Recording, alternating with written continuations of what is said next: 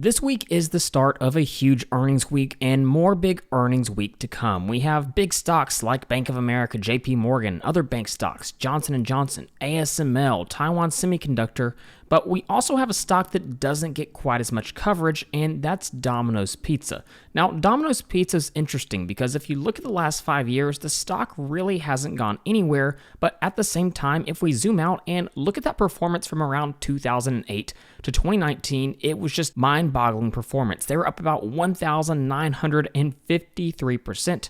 compared to the S&P 500's 80%. And for reference, other tech stocks like Apple did really well, up 500%, Microsoft over 200%, but Domino's Pizza way outperformed these other companies. So what is the business model for Domino's that's allowed them to see such amazing outperformance over the last 15 to 20 years? And why have we not seen that same performance in the last 5 years? On top of this, what did the recent earnings report look like, and what does the valuation look like? We're going to be answering all of those questions, so let's go ahead and dive into it. Now, we can see they just released their latest quarter's earnings. Q3 GAAP EPS of $4.08 was a beat by 12 cents, and revenue came in at $1.15 billion, up about 6.5% year over year, which was a beat by about $10 million. So they saw beats on top and bottom lines, and as a result, the stock is up about 4% after this news. Now, if we look at this stock in the last year, it's traded flat, and year to date, it's now only up about 1% after the 4% jump on the day. If we actually dig into the earnings release, we can get further insights into the stock. To start, global retail sales growth, excluding foreign currency impact of about 6.3%, U.S. same-store sales growth, so not including the new stores opened, was about 5.2%. That's decent growth, and then international same-store sales growth was around 1.7%. They saw 29 net store openings in the US and 185 net store openings internationally, so opening a lot more stores internationally now. Now, we need to pause for just a moment, because if you think about Domino's stock and you just read these headlines, you're probably going to misunderstand what the actual business model looks like. About 98% of Domino's stores are franchised. So what does that mean? Well, it means the company actually generates revenue primarily through royalties and franchise fees, not direct restaurant operations. So, for example, Domino's would be the franchisee. They handle most of the capital investment. So, for example, if someone wanted to open a Domino's store, they'd be the franchisee. They'd handle most of the capital investment, while Domino's provides things like the brand, the supply chain, and even the technology infrastructure. So, what's the end result of this model for Domino's Pizza? Well, it becomes a very capital-light business. There's very little cost involved for Domino's Pizza, and so what's the end result of this? Well, if we jump over to the stock screener, I plug in Domino's ticker, and you can see all this data will automatically load into my spreadsheet. And like always, if you'd like to be able to download any of these spreadsheets and get access to the ticker data add-on in Google Sheets that allows you to automatically import stock financials directly into your spreadsheet, then you can head over to tickerdata.com at the link in the description. Now, there's plenty we can break down, and we'll do that here in just a little bit. But what I want to talk about is return on invested capital, because this is where we can see how the capital-light business for Domino's can really pay dividends figuratively and literally. If we zoom in, look at return on invested capital. Now, why is this an important metric? Well, return on invested capital is essentially telling us how profitable are the projects the company is investing its capital into. So for example, if they found a potential investment opportunity and they invested $100 into it and the return on invested capital was around 50%, that means they're returning $50. That would be very, very good. Typically, as a baseline for our investments, we want to see at least 10%, and the very high quality companies can sometimes achieve 20% plus. But what do you notice for Domino's Pizza? They're consistently at or even above 50% return on invested capital. This is going to be better than the vast majority of the high-quality, capital-light tech stocks. Even think of companies like Apple, Microsoft, and Visa. That's beating them. Now, why is that the case? Well, again, it's because of the business model. Domino's Pizza allows the franchisees, like I mentioned, to handle the capital investment, and Domino's just provides the brand, supply chain, and technology infrastructure. So Domino's has very, very little costs, and because of that, they're able to get high returns on invested capital. Now, one of the things as investors we're willing to pay a premium for isn't just earnings and free cash flow growth, it's the predictability of those cash flows. And so when we think about this business model, where Domino's provides most franchisees with ingredients and equipment, those supply chain sales are recurring in nature, so it gives Domino's very predictable cash flow. And on top of this, they continue to generate royalties, which is basically where they get a percentage of the sales. So you can see why it's so important for Domino's to continue to open new stores. So Domino's is partaking in a lot of the upside, but at the exact same time, they don't have nearly as much downside. They're not the ones making these huge investments up front to actually open the stores. So more predictable revenue, but without the high risk of actually them opening the stores. And that is exactly what led to this amazing outperformance over a very long time period. Now, with that being said,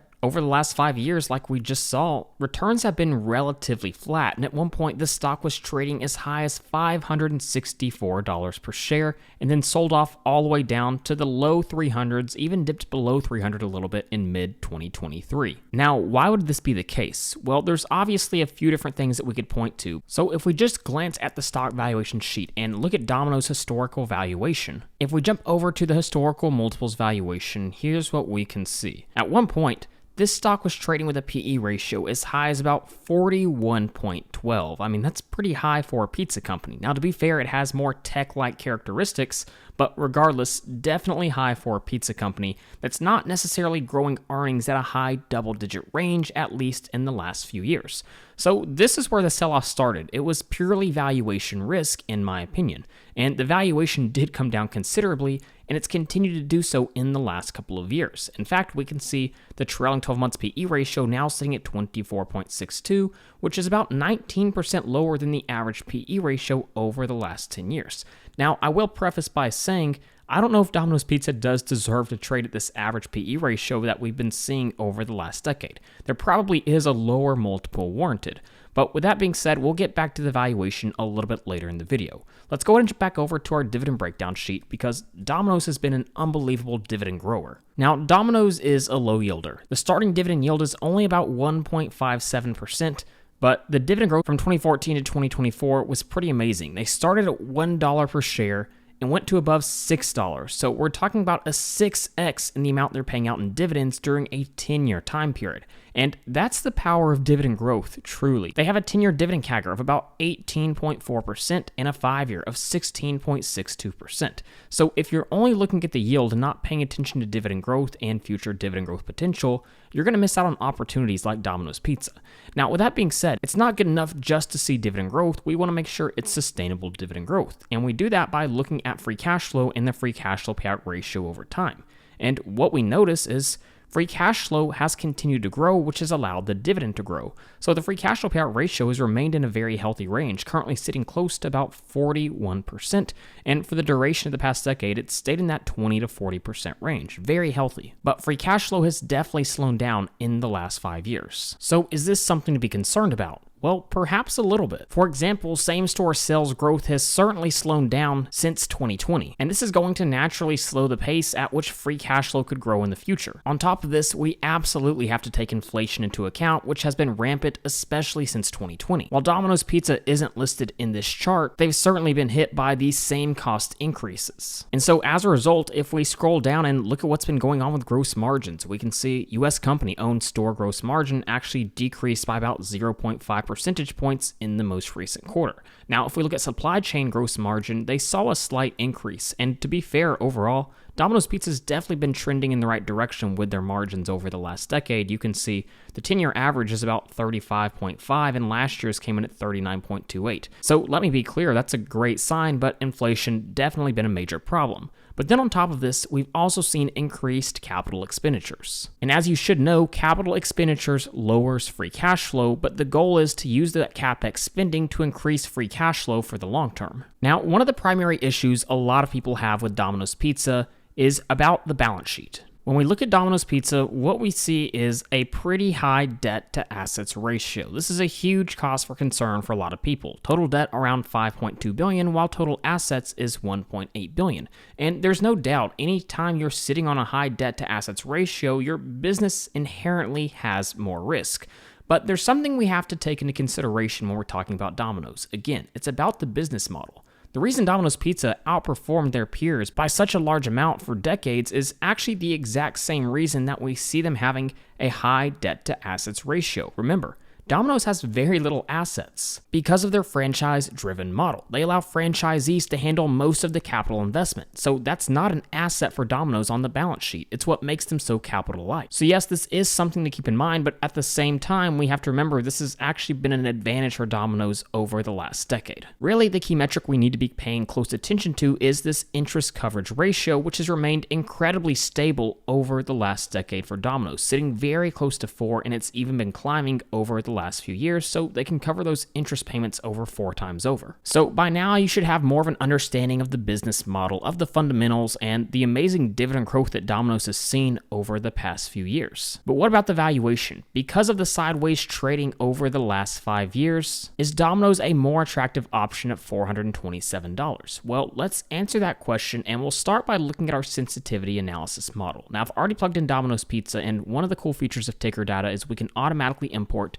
the estimated earnings per share average from analysts over the next few years. So for example, here's the 2025 estimate, 2026, and 2027, and 2028. So we're talking about decent earnings growth through the year 2028, which remember is the primary driver of long-term returns. Now, this is very solid growth, but it's certainly nothing like we saw over the last decade where they're getting high double-digit earnings growth. But let's just assume they achieve this by 2028, which would put them at about 9% earnings growth. If we assume that they stay at the PE ratio they've been trading at for the trailing 12 months, which remember is considerably lower than what it's historically traded at, around 24.5, we'd be looking at pretty much average market returns over the next few years. Now, keep in mind, this doesn't include dividends, which would boost this by 1% or 2% annually. So the question for Domino's is, what will it take to achieve higher earnings growth and to see multiple expansion? Meaning, are investors going to be willing to pay a higher PE ratio for this stock? Well, really, the two go hand in hand. If the company gives good guidance and announces that they can grow earnings at a higher rate, naturally speaking, people are willing to pay a higher earnings multiple. So for example, maybe they beat expectations and they project about 11% earnings growth. Maybe the PE ratio climbs to 27 because of that, and all of a sudden you'd be looking at market outperformance. So basically what I'm trying to say is, based off the current numbers, Domino's is still certainly a great business model in my opinion, but it's trading very close to fair value still. Now, to be transparent, Domino's Pizza is a company in my portfolio, and I've been bullish on them for a while, and I actually bought in at a great valuation, so I've seen decent returns. Now, like mentioned earlier, they have increased CapEx spending, which has the potential to increase free cash flow in the future, and we're seeing that there's other moves, such as the national rollout of Domino's on DoorDash, which is a big deal. It increases awareness and marketing. The company refranchised 36 company-owned stores in Maryland, strengthening its franchisee model, becoming more capital light. So there's many things about Domino's that I personally love. I think the capital light business model has been the key to such great growth in the business over the decades. But when I look at this 5-year chart, I can also see why it was trading sideways. I mean, the valuation was extraordinarily high for a company like this back in 2021. So again, while I own Domino's and I'm happy to continue to hold them, I've seen decent gains. I'd love for them to come a little bit lower so I can continue adding shares to my personal portfolio. But go ahead and let me know what you think of Domino's Pizza in the comments down below. And again, if you'd like to be able to download any of these spreadsheets and get access to the ticker data add-on in Google Sheets that allows you to automatically import stock financials directly into your spreadsheet, then you can head over to tickerdata.com at the link in the description. So with all that being said, thank you guys so much for watching, and please don't forget to like and subscribe to the channel.